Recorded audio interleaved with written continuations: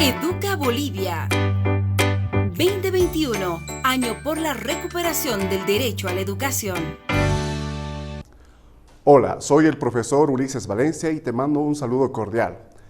Hoy vamos a avanzar un tema muy especial y es la crónica. Espero te guste.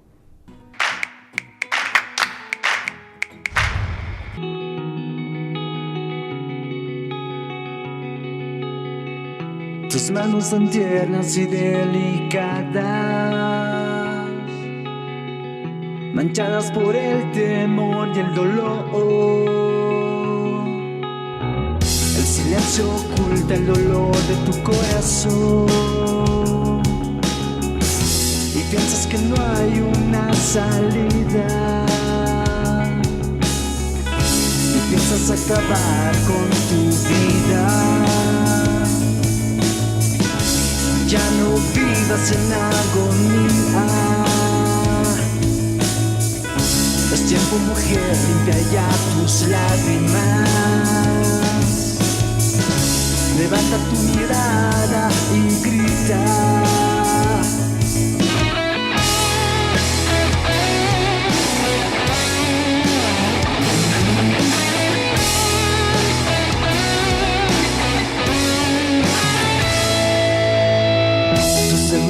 Nadie los comprende.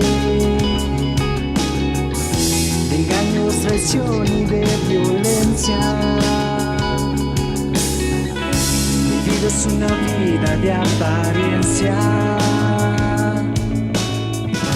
creando cimientos de dolor. Es tiempo, mujer, limpia ya tus lágrimas.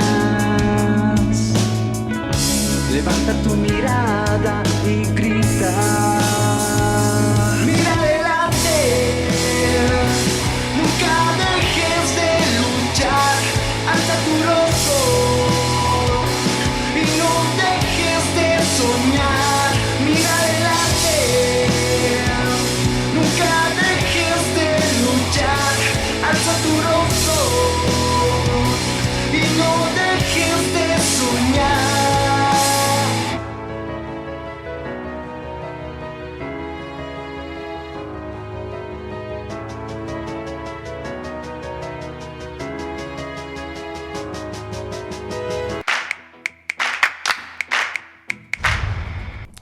El tema que hoy nos refiere es la crónica. ¿Y qué es la crónica? Es una forma de narrar.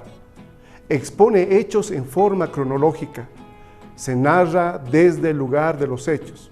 Es decir, que tú eres la protagonista o el protagonista de esos hechos y que los vas narrando poco a poco. ¿Qué necesitas para ser un buen cronista? Lo primero es tener una interpretación subjetiva y personal de lo que ocurre a tu alrededor, pero a la vez que no sea totalmente subjetivo, sino que tenga un análisis objetivo de la realidad. También se usa esto en prensa periodística.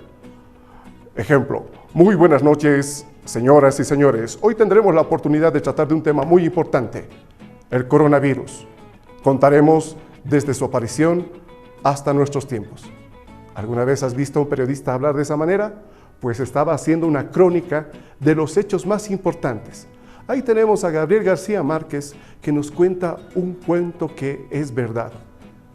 Periodista él, nos narra todo un hecho en base de la crónica.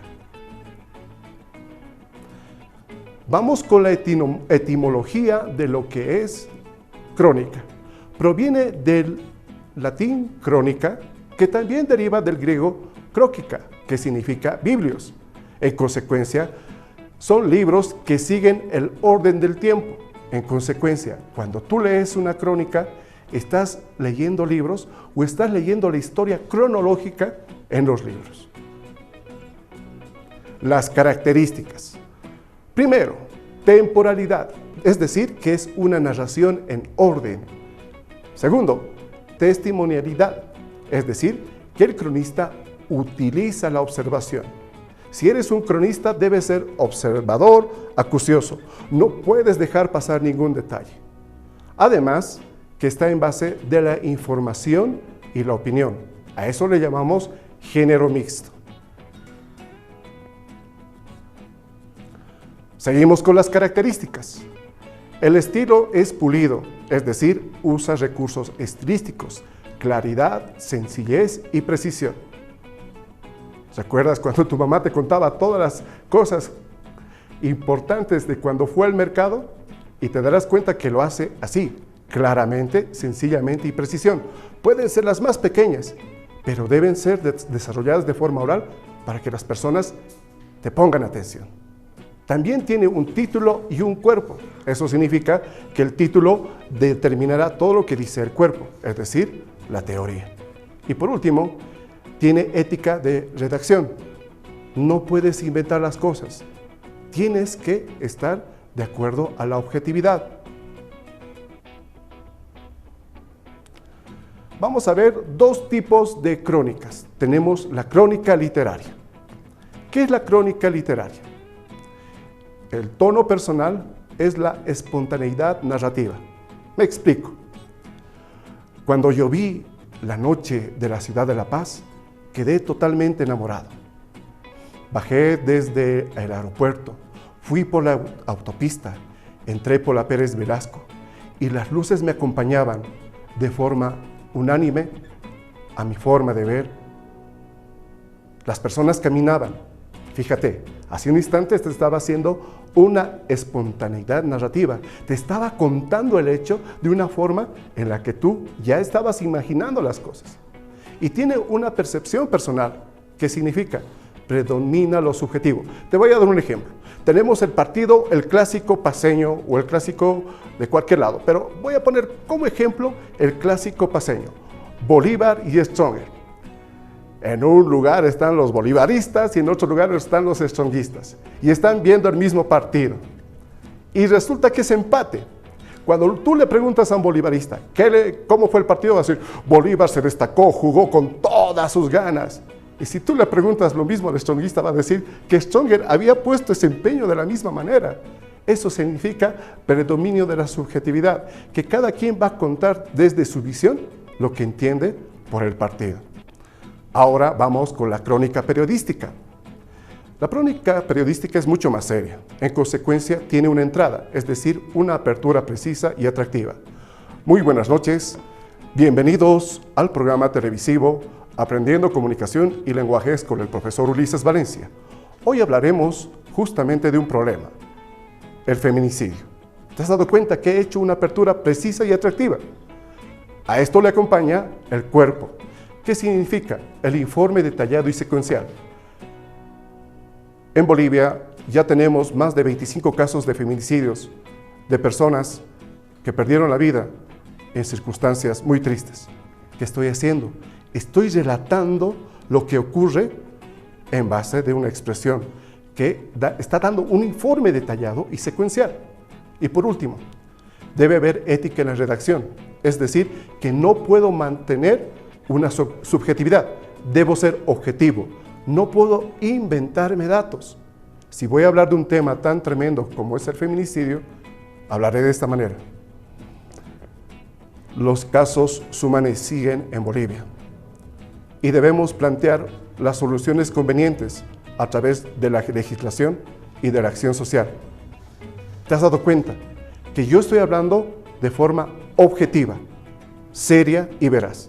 A eso llamamos crónica periodística. ¿Cuáles fueron los primeros intentos de crónica en la historia humana? Fueron las pinturas rupestres, los jeroglíficos y las tablillas. ¿Qué hacían?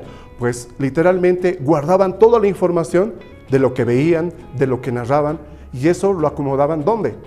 A través de las historias. Y como en ese tiempo no había escritura, pues lo hacían con jeroglíficos o con pinturas.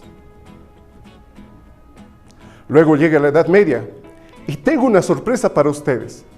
En ese tiempo había un tesoro más valioso que el oro, más valioso que las joyas, y eran los libros. ¿Y quiénes escribían estos libros? Pues eran los scriptorium monacales. Espero lo haya dicho bien. Scriptorium monacales. ¿Y quiénes eran esas personas? Pues eran los monjes copistas. ¿Y qué hacían esas personas? Agarraban los libros y los redactaban a mano. Antes no había imprenta o no había la impresora que tú tienes en casa. Todo se hacía a mano y en consecuencia un libro escrito por estos señores valía caro y era totalmente difícil de encontrar. Por eso en la Edad Media muy pocas personas eran cultas. ¿Por qué? Porque tener este bien que a veces nosotros lo despreciamos o lo votamos era un privilegio. ¿Y quiénes tenían ese privilegio? Pues los de la clase alta. Continuemos. Cronistas de las Indias. Y fue así que en el Renacimiento vinieron los españoles y vinieron pues a dominar a las Indias. ¿Y qué hicieron? Recopilaron la información, es decir, que Cristóbal Colón anotaba todo lo que veía, todo lo que ocurría, y a veces con efectos mágicos de hombres altos, animales misteriosos. Lo mismo hizo Américo Vespucio. Y no sabías esta anécdota, ¿verdad? Nosotros no teníamos que llamarnos América, teníamos que llamarnos Colombia. ¿Por qué? Porque Colón descubrió América. Pero la situación es que Américo Vespucio tuvo más crédito cuando realizó la crónica de una forma más aceptada. Y entonces por eso nos llamamos América. Y luego tenemos las crónicas de Hernán Cortés, que fue a México, la destrozó y bueno, también anotó cómo la destrozó. Y uno de los personajes importantes justamente es Fray Bartolomé de las Casas. Te recomiendo leer su crónica porque narra de cómo nuestros antepasados sufrieron. Fray Bartolomé de las Casas defendió a todos los originarios de la Via Yala. Continuemos. En Bolivia destacan personajes importantes. En ese tiempo de la colonia había el Alto Perú y el Bajo Perú, pero se compartían los libros, o en este caso las crónicas, y ahí tenemos al Inca Garcilaso de la Vega, del cual hemos hablado en la anterior clase, y también tenemos al señor Felipe Guamán Poma de Ayala, indígena que escribe todo lo relacionado a las culturas que fueron conquistadas. Y uno muy peculiar es Bartolomé Arnsanz Orsue y Vela. ¿Y quién es este señor? Pues es el que redacta una crónica de la ciudad de Potosí y la cuenta en detalle.